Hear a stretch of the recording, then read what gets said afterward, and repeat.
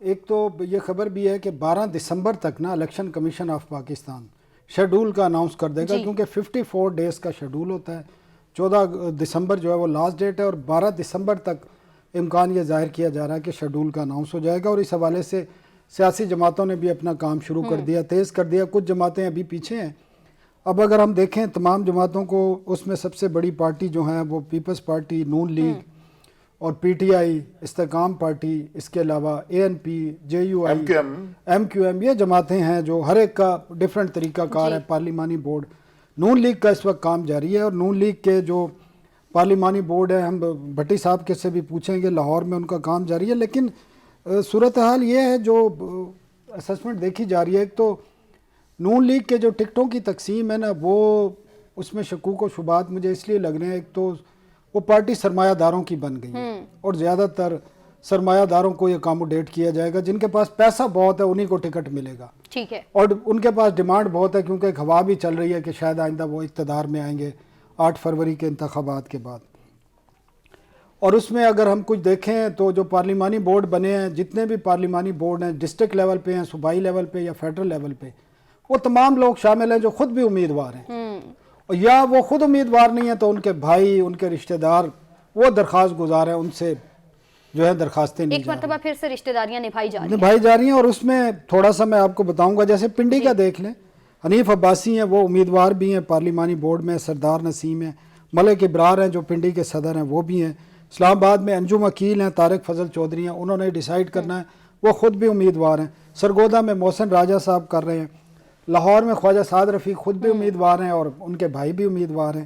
اور اسی طرح کی صورتحال ہے. اور کے پی میں دیکھیں تو کے پی میں بھی جو ان کے پرانے جو لیڈر ہیں، مہتاب عباسی صاحب، پیر ثابت شاہ صاحب، یہ تو ناراض ہیں. ٹوٹل پارٹی نے ان کو نظر انداز ہی کر دیا، ان کے پاس پیسہ بھی اتنا نہیں ہے.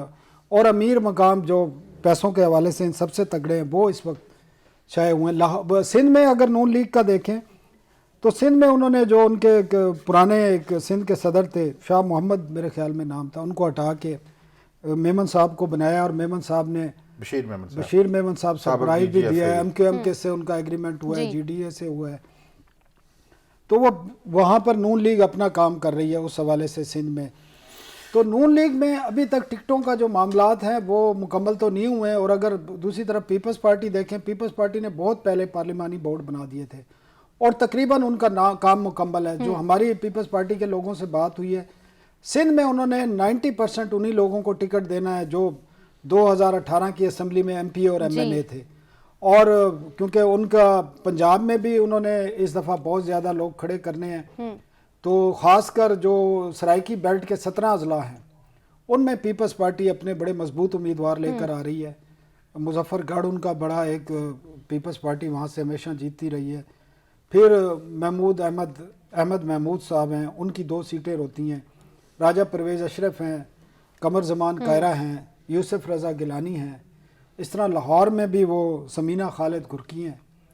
تو وہاں پر بھی ان کے کام ہو رہے ہیں، اور انہوں نے کافی حد تک ورکنگ مکمل کر لی ہے. کے پی میں وہ اے این پی کے ساتھ ان کا انتخابی اتحاد کا زیادہ امکان ظاہر کیا جا رہا ہے. اور بلوچستان میں دیکھ لیا آپ نے، انہوں نے پیپلز پارٹی نے کافی کام کیا. اگر پی ٹی آئی کی دیکھیں تو پی ٹی آئی وہ جماعت ہے جو اس وقت بکھری نظر آ رہی ہے، بلکہ بکھر چکی ہے. اور ابھی تک ان کا نہ پارلیمانی بورڈ بنا ہے کوئی ٹکٹوں کے حوالے سے.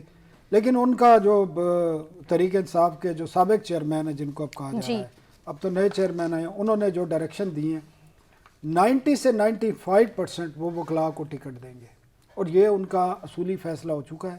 کورنگ کینڈیڈیٹ میں وہ شاید پولیٹیشین کو ڈالیں، اور اس کی وجہ وہ بتاتے ہیں کہ ایک تو ان کی جماعت کا انتظامی ڈھانچہ تباہ ہو چکا ہے، زیادہ تر پارٹی کے لوگ چھوڑ چکے ہیں، اور جو نہیں چھوڑ چکے وہ جیلوں میں ہیں.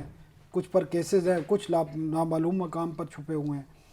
اور چیئرمین ان کے جو ہیں وہ جیل میں ہیں، وائس چیئرمین بھی جیل میں ہیں، صدر بھی جیل میں ہیں، بہت سارے لوگ جیل میں ہیں. تو وہ انہوں نے ڈیسائیڈ کرنا ہے اینڈ ٹائم پر ابھی. لیکن پارٹی کی پوزیشن دیکھتے ہوئے بہت سارے لوگ جو ہیں چھوڑ چکے. استحکام پارٹی کا ان کے پاس جو پی ٹی آئی سے لوگ چھوڑ کے آئے تھے انہی کو ٹکٹ ملیں گے. وہ چند لوگ ہیں جو پنجاب میں زیادہ تر ہیں.